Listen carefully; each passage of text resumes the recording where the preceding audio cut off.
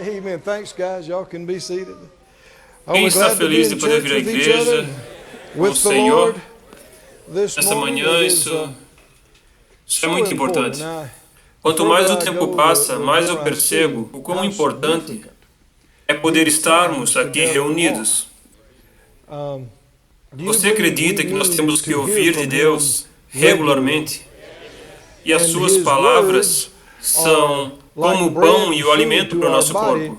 Jesus disse que nem só de pão vive o homem, mas de toda palavra que sai da boca de Deus. E elas são vida para aqueles que a encontram, e saúde e medicina para todo o seu corpo. Obrigado, Deus. Então nos reunimos para o Senhor nos alimentar, para nos ministrar, nos ajudar, nos curar, nos deixar edificados, estimulados, nos enviar para o mundo. Não é isso mesmo? Aquilo que você tem é o que você pode dar. E se você sair por aí vazio, não vai ter muito para dar. Certo? Então a igreja é o posto de combustível. Certo? Então entre, se abasteça, saia e abençoe alguém. Quantos de vocês gostam disso? Se você não trouxe uma Bíblia com você, erga suas mãos. Bem alto, os obreiros têm Bíblias de reserva, eles ficaram felizes de lhe emprestar. E você pode abri-la em Romanos, capítulo 8. Eu estava orando a respeito de hoje e das próximas semanas, desta temporada, e eu senti de começar uma nova série nessa manhã. E eu estou empolgado com isso. Eu quero então que nós liberemos nossa fé. Vamos orar nesse momento, e vamos orar não somente por esse momento, mas também por todas as séries. Vamos orar pelo que vai acontecer. E quantos de vocês sabem que o que sai daqui também afeta outras pessoas, outros lugares e outros tempos? As pessoas poderão se alimentar disso daqui a 10 anos, se o Senhor tardar a vir. Então é muito importante em que isso resulte no melhor possível e que tudo dê certo. Então vamos acreditar. Pai, em nome de Jesus, nós concordamos no tocante a estas coisas, lhe pedindo por perfeita elocução, lhe pedindo por direção divina, que você possa desvendar e revelar para nós a sua vontade, o seu caminho, o seu plano, o seu propósito, o que é verdade e o que é falso, o que é certo e o que é errado. E nós lhe pedimos que o Senhor venha conceder a nós e também àqueles que haverão de assistir esse vídeo olhos para ver e ouvidos para ouvir e corações e mentes abertas e discernimento e compreensão e graça para desejar e fazer a sua boa vontade. E nós nos propomos a não sermos ouvintes que esquecem, mas sermos praticantes daquilo que o Senhor nos mostra, e nós sabemos que à medida que nós obedecemos, o Senhor é fiel para manter a sua palavra e cumpri-la em nossas vidas. E nós antecipadamente agradecemos por isso. Em nome de Jesus, amém. Todo mundo diz amém, isso significa assim seja. Assim seja. Aquilo que a gente vai ver nessa manhã tem passado pelo meu coração e pela minha mente já há um longo tempo, anos.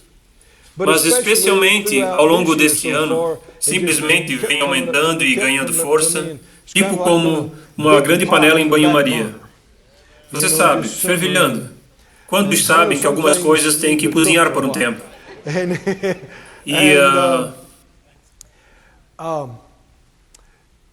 E algumas coisas eu já sabia algo a respeito, mas eu obtive mais luz e vocês sabem como essas coisas funcionam. Muitas vezes nessas mensagens nós começamos um lugar e no meio Deus nos leva para um lugar totalmente diferente. Porque é simplesmente assim que Ele é. Ele vai abundantemente além daquilo que você pede. Então nós oramos e Deus ouviu nossa oração. Essas frases têm me incomodado. E eu sabia o porquê a respeito de algumas coisas, mas isso é o que iremos entrar agora. Algumas coisas que são amplamente difundidas por praticamente a maioria do povo cristão. Mas elas precisam ser examinadas, porque há algumas coisas entrelaçadas e ligadas a elas que não estão corretas. Estão impedindo as pessoas. Declarações como esta. Deus está no controle. Você já ouviu isso? E Deus tem um propósito para todas as coisas.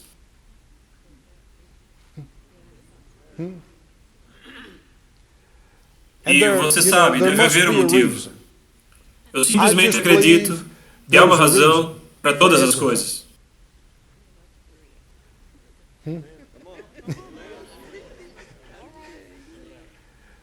Deus é soberano. O que isso quer dizer? Estaria a palavra soberano precisamente na Bíblia, em algum lugar?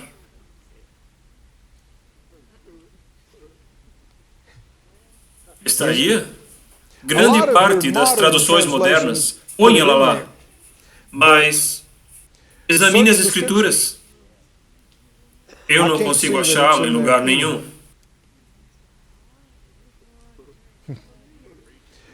Se não existe nem mesmo um versículo que diga que Deus é soberano, por que ficar tão inflexível sobre isso, criando tanta confusão? O que isso quer dizer? O Kate nos fala quase quieto.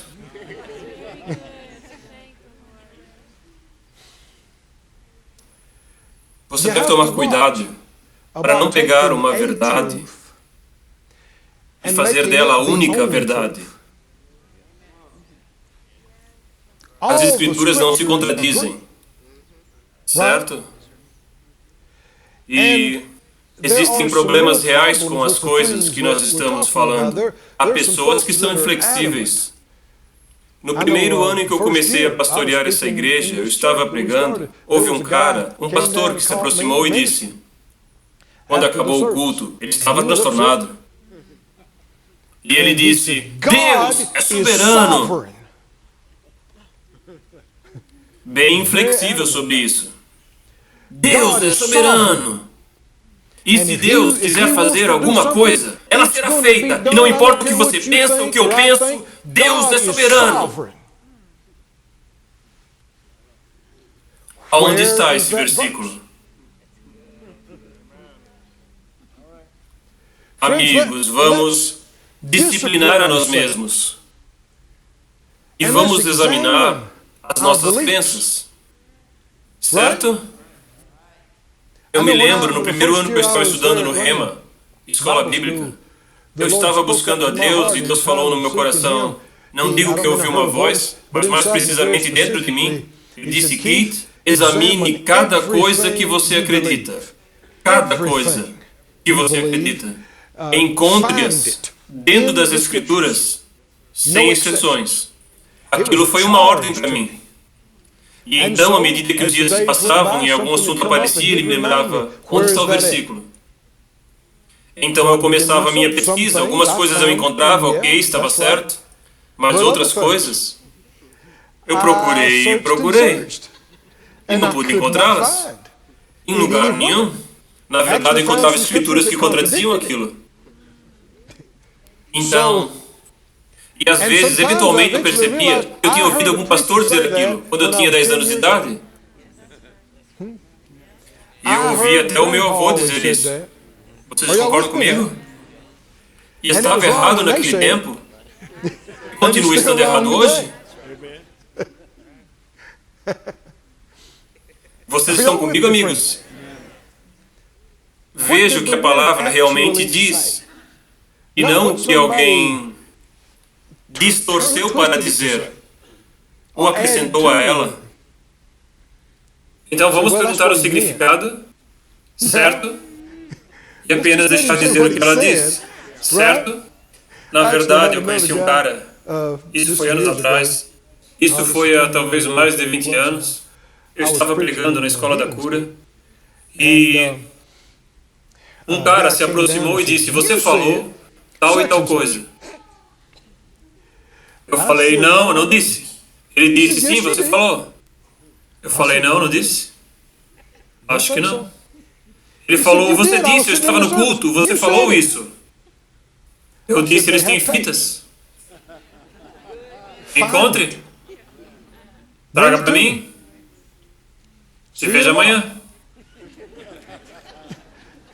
No próximo dia ele veio. Eu disse, achasse? Ele disse, bom, você não disse isso exatamente, mas é o que queria dizer?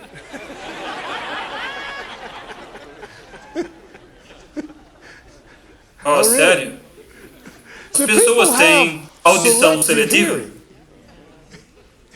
Eles ouvem o que eles querem ouvir, não importa o que você diga. E eles pegam aquilo que eles ouviram e transformam em outra coisa. E amigos, nós temos que cuidar com isso em relação à palavra de Deus. Não temos? Nós precisamos nos disciplinar.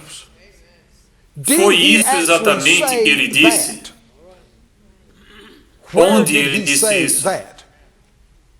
E não assumir, e não presumir, e não pegar as declarações em branco das pessoas, e não somente porque muitas pessoas acreditam, assumir que está certo, e então, aonde ele disse isso?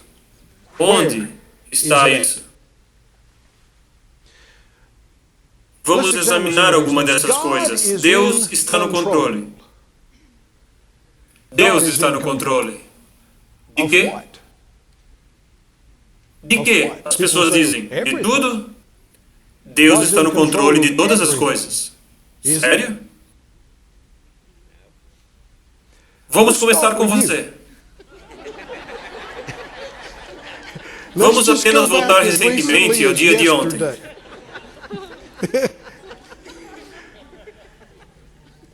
Deus estava no controle total de todas as coisas que você disse e fez ontem.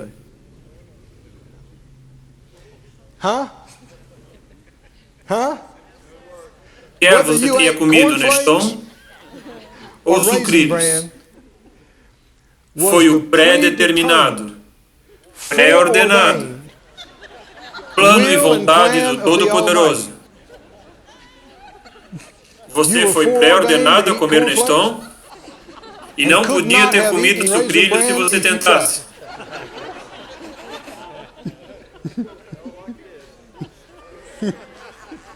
Verdade ou não?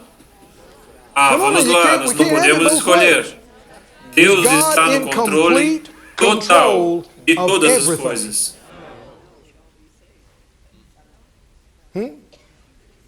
Todo lugar que você foi ontem foi a pré-determinada, pré-ordenada. Tudo que você comprou, tudo que você comeu, tudo que você comeu, tudo que você comeu, foi a pré-ordenada, predestinada vontade de Deus.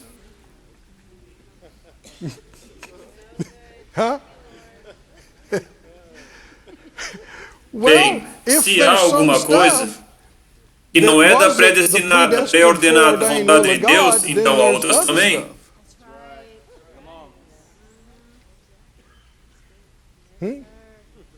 Deus é soberano. Deus está no controle. Cara, esses são pilares da convicção cristã. Não são?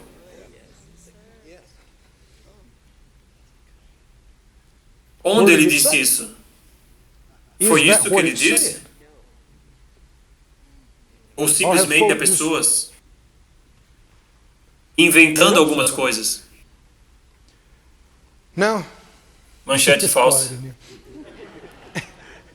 Vocês acreditam comigo, certo? Onde podemos encontrar respostas para isso?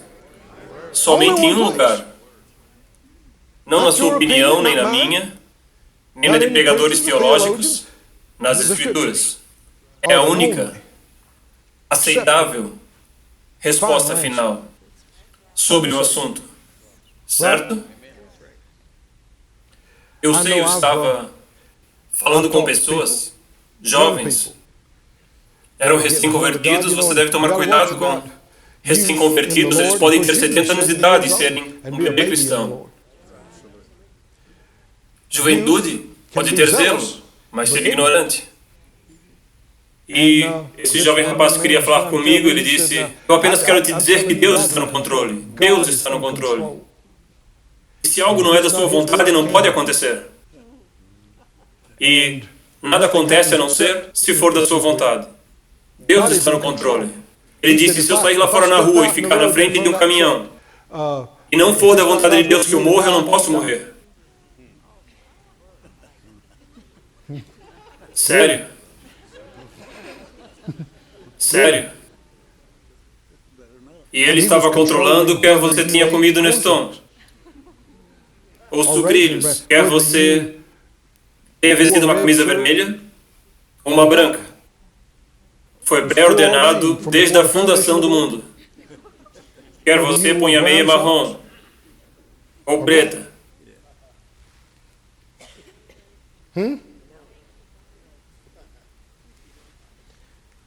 Você encontra pessoas que ficam afirmando vontade de Deus, vontade de Deus, vontade de Deus, vontade de Deus, vontade de Deus. Deve não ser a vontade de Deus, deve ser a vontade de Deus, deve não ser. Ora, se Deus quiser que eu tenha um trabalho, eu terei um trabalho.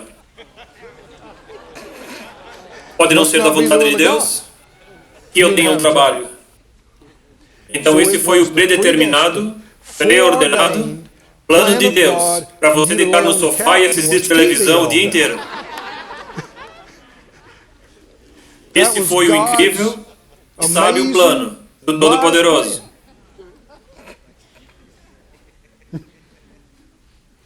Se Deus quiser que eu case, então eu casarei. Se Ele quiser que eu tenha uma esposa, eu darei uma. Se aconteceu, é porque era da sua vontade, se não, é porque não era. Cabe a Ele. Ele está no controle. E você vê pessoas que estão em situações que são desoladoras, coisas terríveis, e cristãos e pastores dizendo um para o outro, você sabe bem, Deus deve ter tido algum propósito. Ele deve ter tido alguma razão em todo esse povo morrendo dessa morte trágica. Deus deve ter algum propósito. Ele deve ter algum motivo. Sério? Eu acho que é óbvio que nós não estamos no controle de todas as coisas. Eu disse nós. Todo mundo concorda sobre isso. Eu penso que é óbvio. Nós não estamos no controle de todas as coisas. Há um monte de coisas que nós não podemos controlar, nem podemos mudar. Mas, por outro lado, é Deus que está tomando todas as decisões? É Ele? Todas as coisas que estão acontecendo no planeta são escolha dele? A vontade dele? O prazer dele? Então qual é a verdade? A palavra é a verdade. Não adicione nada, não retire nada e não distorça nada. Você pode dizer um amém? Algumas pessoas citam e dizem, bem, você sabe, a Escritura diz, todas as coisas cooperam para o bem. Isso é parte do versículo. Vamos abrir. Romanos 8. Romanos 8. 28. O que diz? Nós sabemos que todas as coisas cooperam juntamente para o bem. É aí que termina a sentença? Que termina a frase? Ora, todas as coisas cooperam para o melhor. Tudo, você sabe, Deus tem um propósito, nós podemos não entender. Mas todas as coisas sempre cooperam para o melhor. Sério? Sério? Todas as coisas sempre cooperam para o melhor de todo mundo? Sério? Não! Todas as coisas cooperam para o bem daqueles, para um específico grupo de pessoas. Para aqueles que o quê? Todo mundo ama a Deus? Claro que não. Todas as coisas cooperam para o bem, tanto das pessoas que nem mesmo acreditam em Deus, quanto para aqueles que amam a Deus? Claro que não.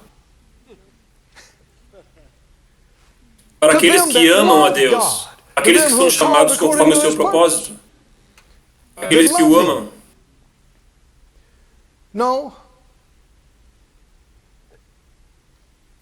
Se você puder, vá comigo para o livro de Deuteronômio. Nós vamos começar a ver algumas respostas para essas coisas.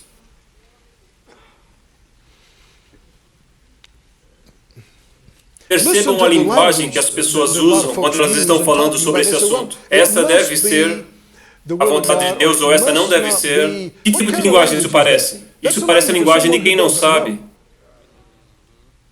Deve ser, poderia ser.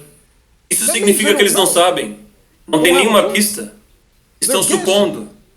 Certo? Em Deuteronômio, capítulo 11, você começa a ver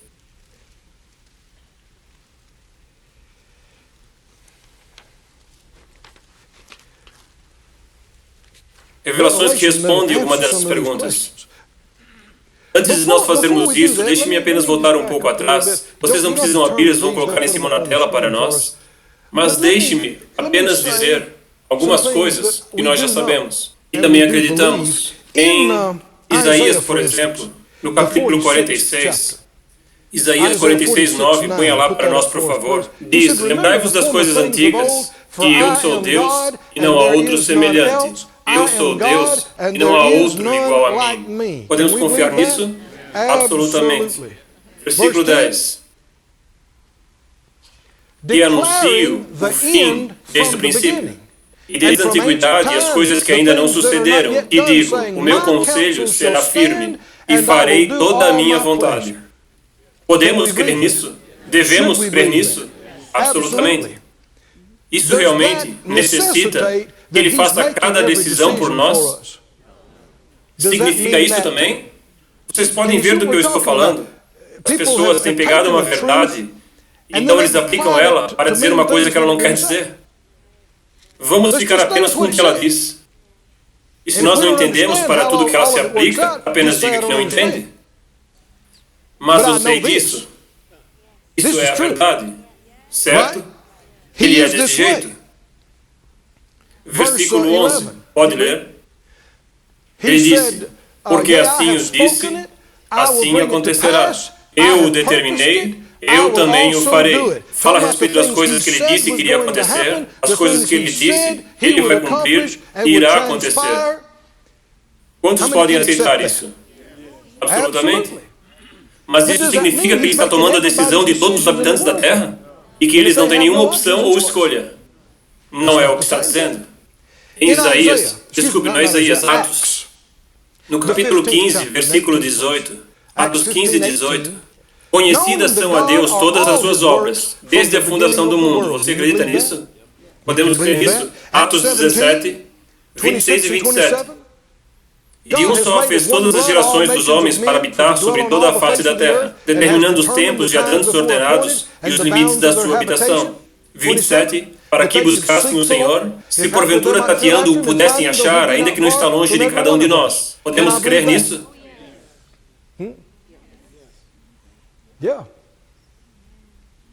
Mas você deve vigiar para não ir além e dizer isso significa isso.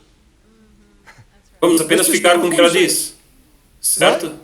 Não adicione, não retire, não mude, apenas acredite no que ela diz. Mas não transforme em outra coisa.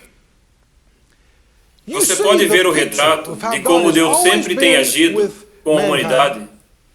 Em Deuteronômio, no capítulo 11, e também por todo esse livro. Deuteronômio 11, 26.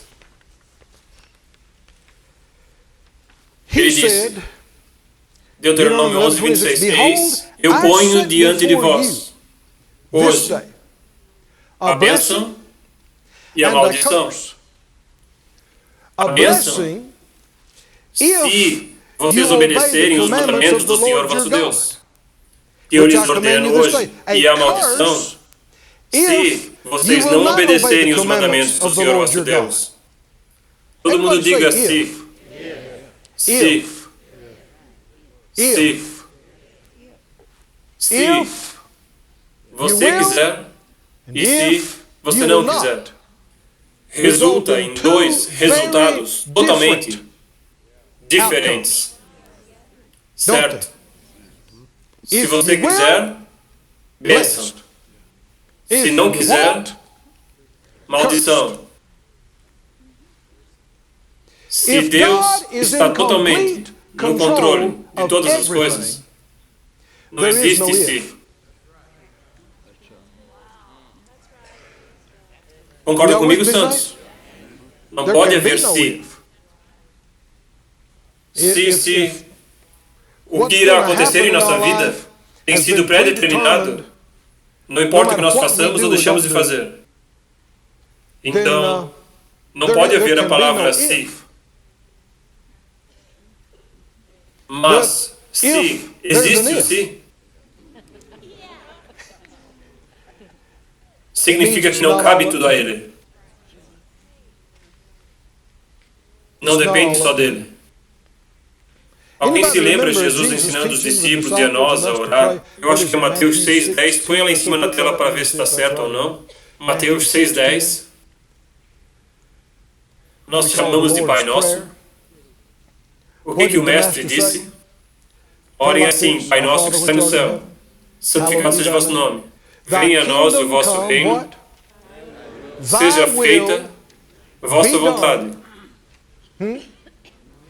Onde? Assim na terra, como no céu. Por que ele ensina a orarmos assim? Se ela já está sendo feita, se ela já está sendo feita, certo? De fato, para que precisa orar? Se Deus irá fazer o que Ele quiser fazer, não importa o que você faça, por que deveríamos orar? Ó grande soberano Deus, eu sei que você irá fazer o que você quiser fazer, não importa o que eu faça, então, por que eu estou orando? Apenas faça o que você irá fazer.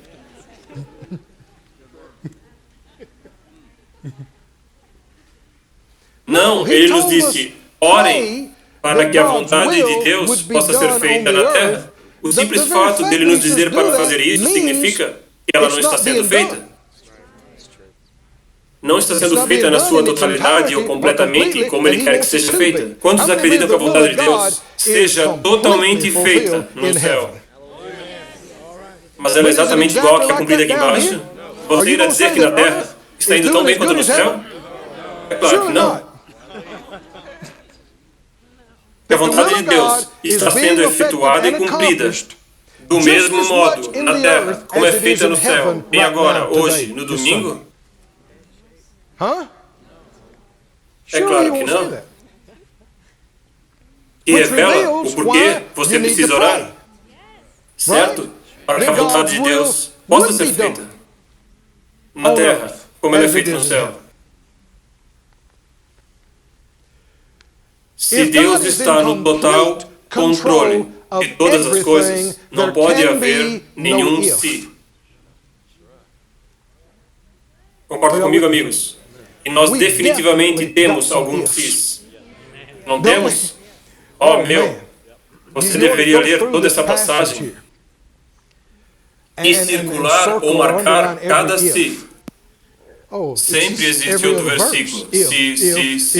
Se você fizer isso, se você fizer isso, se você fizer, mas se você não, e se não fizer, se não fizer, se não fizer, são vidas totalmente diferentes, resultados totalmente diferentes, com consequências totalmente diferentes. Então você pode dizer que ambos os resultados são igualmente o plano de Deus, a vontade de Deus? Vamos continuar lendo.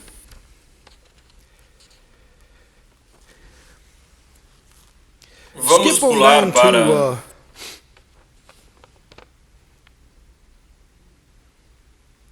Faça o seguinte, marque em Deuteronômio,